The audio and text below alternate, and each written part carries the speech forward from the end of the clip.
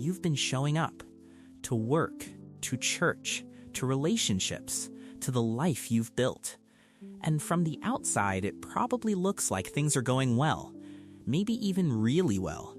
But there's this voice, quiet sometimes, loud at others, and what it says is simple. You don't actually belong here. You got lucky. You said the right things at the right time. And one day, someone is going to look a little closer, and they're going to see what you already know, that you are not who they think you are. That feeling has a name, and more importantly, it has a reason. Think about the last time someone complimented you. Maybe they said you were talented, or wise, or that something you did genuinely helped them, and for a split second it felt good. But then something shifted. Instead of receiving it, your brain started working against you. They don't have the full picture. If they knew what I was really like, they wouldn't say that.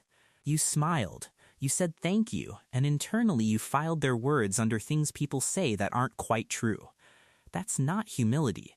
That's a pattern, and it runs deep. Because it's not just about compliments. It shows up when you get the promotion and immediately wonder how long before they figure out you're not qualified. It shows up in your spiritual life when you're leading a Bible study, but privately feel like the least spiritually grounded person in the room. It shows up when you counsel a friend through their pain and think, I have no idea what I'm talking about. Why are they listening to me?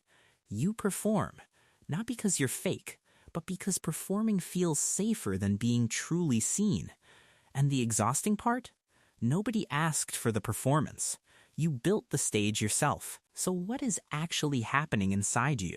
Because this isn't a character flaw. This isn't you being dramatic. There is a psychological mechanism at work, and once you understand it, it starts to lose some of its power. It's called Imposter Syndrome. But the name makes it sound like a quirk. It isn't. It's a deeply embedded cognitive pattern, a way your brain has learned to process information about yourself. Here's how it works. When something goes wrong in your life, your brain stores it as evidence. This happened because of me, because of who I am. But when something goes right, your brain deflects.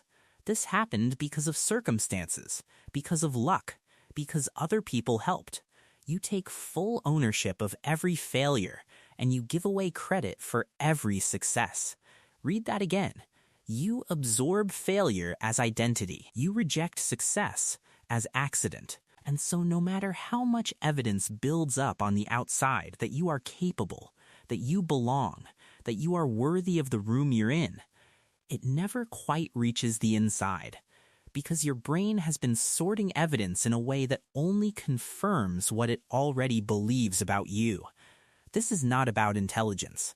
Some of the most accomplished people in the world operate this exact same way.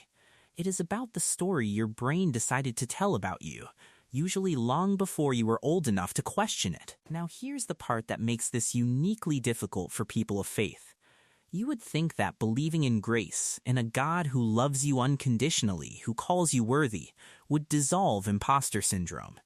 But for a lot of believers, faith doesn't dissolve it. It gives it new language. Because somewhere along the way, you were taught that humility is good, that thinking too highly of yourself is pride, that you are, in the words of Scripture, nothing apart from God. And all of that is theologically meaningful.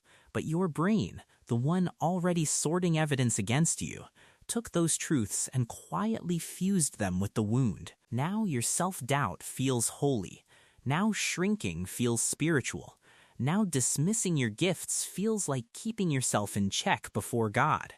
And this is where it gets confusing, because from the outside, it looks like humility, even to you. You can't tell the difference between genuine lowliness of heart and the voice that has been telling you that you are not enough since childhood. They have started to sound exactly the same. That is not a faith problem. That is a formation problem. And the two are not the same thing. Not everyone experiences this the same way.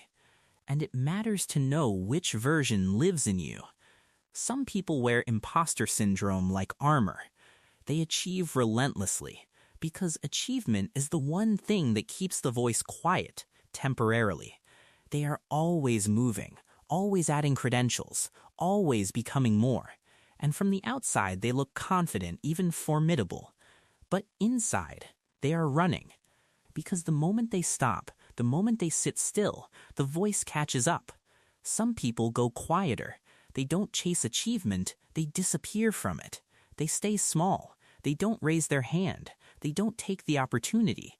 They sit in the back of the room in their own life, convinced that visibility is dangerous. Because if nobody sees them, nobody can confirm what they already suspect about themselves. And some people show up faithfully, consistently, for years, and they simply never feel spiritually enough. They pray, but wonder if their prayer sounds hollow. They read the Bible, but feel like everyone else is receiving something they keep missing. They love genuinely, but quietly wonder if God is disappointed in them in some specific way they can't quite identify. 3 very different presentations, one wound. And the wound is this: somewhere in your story, the message got in that who you are, underneath all of it, is not quite enough. That message was not the truth. But it arrived at a time when you didn't have the tools to push back against it. And so it settled. And it learned your voice. And it started speaking in the first person, so you couldn't tell it apart from your own thoughts. That is not weakness. That is what wounds do. And you have been carrying it, quietly, while still showing up. While still doing the work. While still loving people and serving and trying to grow.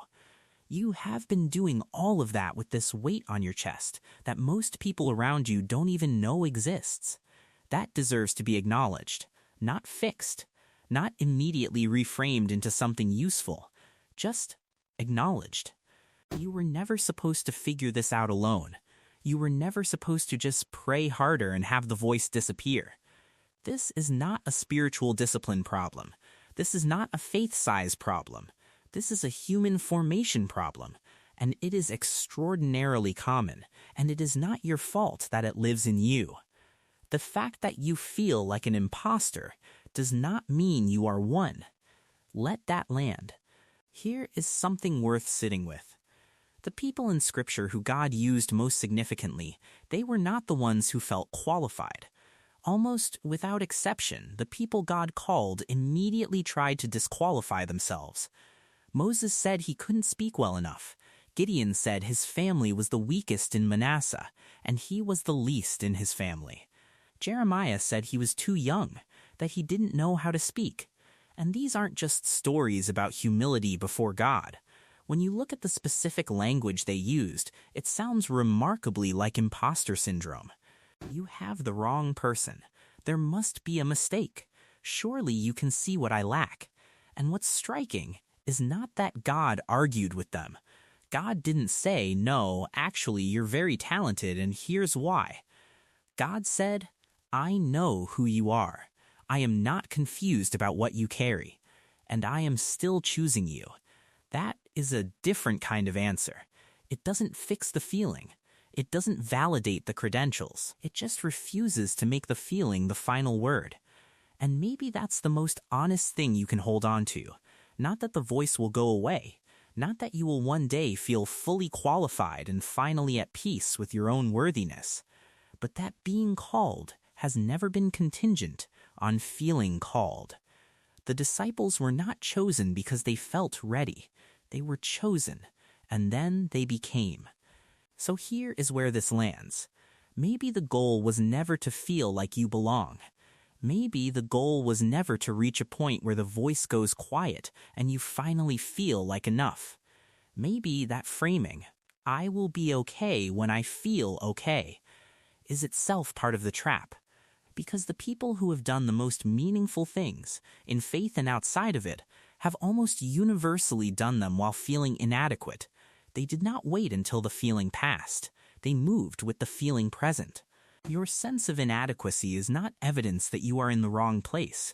It might be evidence that you are awake enough to know the weight of what you're doing. People who feel nothing as they step into hard things are not braver. They are often just less aware. You feel the weight because you understand what's at stake.